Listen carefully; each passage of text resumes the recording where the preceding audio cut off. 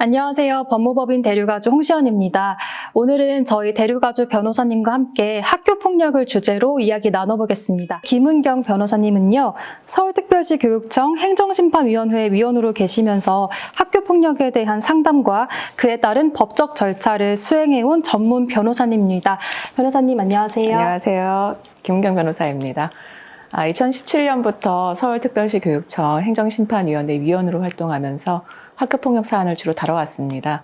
학교폭력에 대해서 좀 더 쉽게 이해할 수 있는 시간이 됐으면 좋겠습니다. 그럼 본격적으로 학교폭력에 대해서 이야기 나누기 앞서서요. 요즘 청소년들의 고민이 어떤 게 있는지도 같이 짚어보면 좋을 것 같습니다. 네네. 통계청이 발표한 통계를 보면은 청소년이 고민하는 문제는 공부, 직업, 외모 등의 순이었습니다. 낮은 비율이긴 하지만 학교폭력도 포함되어 있었습니다. 학교폭력은 한번 발생하면은 피해자에게 큰 상처를 남길 수 있고 고민을 하고 있다는 것은 이미 학교폭력이 발생했을 가능성이 높다는 얘기이기 때문에 낮은 비율이라도 절대 사소한 문제가 아닌 것이죠. 매스컴에서 연예인으로 데뷔한 후에 학교폭력 전력이 폭로되면서 활동을 중단하는 경우를 봅니다. 내가 하고 있는 사소한 행동들이 혹시 학교폭력에 해당되지 않는지 스스로 점검해 볼 필요가 있겠습니다. 학교폭력에 관한 문제들이 계속 많이 대두가 되고 있잖아요. 학교폭력은 왜 발생하는 건지, 그리고 수위가 점점 심해지는 원인은 변호사님은 어떤 이유라고 생각을 하세요? 과거에는 형제 자매들이 많았잖아요. 그 안에서 타인과 타협하고 양보하는 법을 배울 수 있었는데 요즘에는 그런 경험이 적어요.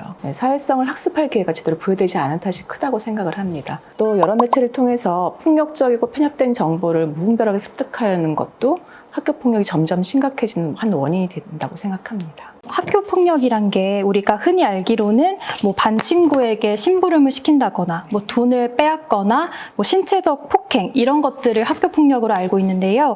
그 학교폭력의 범위에 대해서 좀 더 자세하게 알아보면 좋을 것 같습니다. 학생의 신체, 정신, 재산상의 피해를 수반하는 모든 행위가 학교폭력에 해당될 수 있습니다. 학교폭력 예방법은 상해, 폭행, 감금, 협박, 약취유인, 명예훼손, 모욕 공갈, 강요, 강제적인 심부름, 성폭력 따돌림, 사이버 따돌림, 정보통신망을 이용한 음란, 폭력 정보 등을 학교폭력의 예로 들고 있습니다.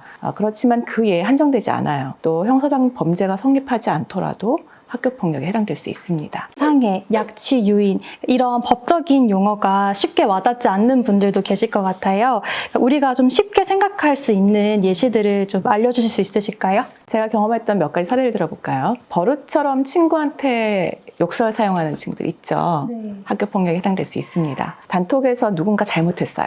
친구 한 명을 지목해서 비난하거나 욕설하는 행동, 학교폭력에 해당될 수 있습니다. 1대1로 맞짱 뜨면서 사전에 서로 학교폭력으로 신고하지 않기로 약속했다고 항변하는 친구들이 있어요. 그런 경우에도 폭력이나 욕설을 사용했다면 학교폭력이 됩니다. 맞짱 뜨는 친구들 빙둘러 구경하는 경우가 있죠. 구경하면서 이리 때리라, 저리 때려봐라. 말로 부추기거나 피해 학생을 비하하는 행동, 이런 행동들도 학교폭력이 될 수 있습니다. 반복되는 은밀한 괴롭힘 때문에 고통당하다가 그 반격으로 폭력을 사용해서 공격하는 일도 가끔 발생하는 일인데요. 학교폭력으로 되갚는 행동은 정당화될 수 없어요. 특히 오랫동안 반복된 은밀한 괴롭힘에 대해서는 입증이 어려워서 처벌되지 않는 경우가 있고 또 반면에 그 반격만 명백하게 드러나가지고 처벌되는 경우가 있을 수 있기 때문에 굉장히 억울한 일이 생길 수 있죠. 그럼 혹시 실제 사례를 저희 들어볼 수 있을까요? 아이가 좀 소극적이고 자기 표현을 잘 하지 못하는 그런 아이였는데 그 상황을 주도하고 그런 학생들이 있죠. 그러면은 그 말 못하는 친구들이 이렇게 휘둘리게 되는 경향이 있더라고요. 그게 알게 모르게 그 아이를 지배하게 되면서 그 아이가 굉장히 고통을 당하고 있는데도 다른 사람들이 그 사람이 고통을 당하는지 마는지 캐치할 수 없는 경우가 상당히 있습니다. 나중에 뒤늦게 엄마가 알고서 그거를 이제 발려보려고 하지만 교정시키기가 어려운 경우도 상당히 있거든요. 그런 상태에서 그 아이가 너무 쌓여 있다가 어느 순간에 그게 폭발하는 경우가 있어요. 다른 사람들이 볼 때는 저 아이가 왜 저러지? 폭발한 그 아이만 학교폭력의 가해자가 돼가지고 처벌받는 경우가 있습니다. 그 아이가 그런 행동을 했다는 거에 대해서는 입증할 방법이 없는 거죠. 입증하기 힘든 거죠. 네. 심지어는 엄마도 잘 몰랐으니까. 그런데 그 아이가 받은 고통은 절대로 적다고 할 수가 없는 것이거든요. 폭발한 그 지점만을 딱 캐치해가지고 학교폭력으로 의율하기 때문에 굉장히 좀 억울한 경우가 생기는 것이죠. 그럼 좀 그런 학생들이 미리 좀 대처할 방법은 없을까요? 신고해야 됩니다. 학교 폭력이 발생했을 때는 부모님과 상의하고 바로 신고하는 것이 저는 가장 좋다고 생각하는데요. 다양한 루트가 있어요.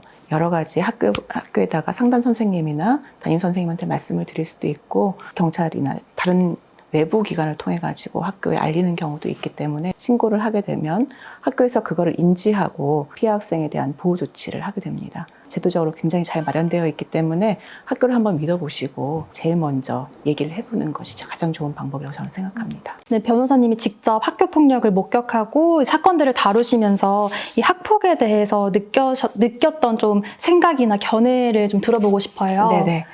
그 대부분의 학생이나 부모님이 학교 폭력과 연관되면은 왜 내 아이가 이렇게 생각하는 것 같습니다. 학교 폭력 가해자라고 하면 소위 일진이나 불량 학생이 좀 되어야 될 것 같고, 그다음에 학교 폭력 피해자라고 하면은 사회성이 결여돼서 당할 만하다, 그런 아이가 당한다, 그런 생각이 바탕에 깔려 있는 것 같아요. 그렇지만 학교 폭력 관련된 상당한 아이들이 평범한 학생들입니다. 친했던 친구들 사이에서 발생하는 경우도 많고요. 모범생으로 불렸던 친구들도 학교 폭력의 가해자, 피해자가 될 수 있습니다. 먼 나라 다른 나라 이야기가 아닙니다. 내가 누군가한테 고통을 주고 있지 않은지, 내 아이가 당하고 있지 않은지 항상 관심을 기울여야 합니다. 네, 변호사님 견해 잘 들었습니다. 저희 대류가주에서도 청소년 학교폭력 상담소를 운영하고 있다고 들었는데요. 어떻게 운영되고 있는지 좀 소개 부탁드릴게요. 네. 저희 현재 법무법인 대류가주에서는 제페토라는 플랫폼을 통해서 메타버스 청소년 상담소를 운영하고 있습니다. 능력 있고 전문성을 갖춘 변호사들이 평일 오후 3시부터 6시까지 시간을 정해두고 돌아가면서 상담을 해주고 있습니다. 상담자의 익명성이 보장돼 있기 때문에 편안하게 들러서 상담을 신청하시면 되겠습니다. 피해 학생도 가해 학생도 모두 상담할 수 있습니다. 학교 폭력에 대한 사회적인 시선이 점점 더 차갑고 엄격해지고 있어요.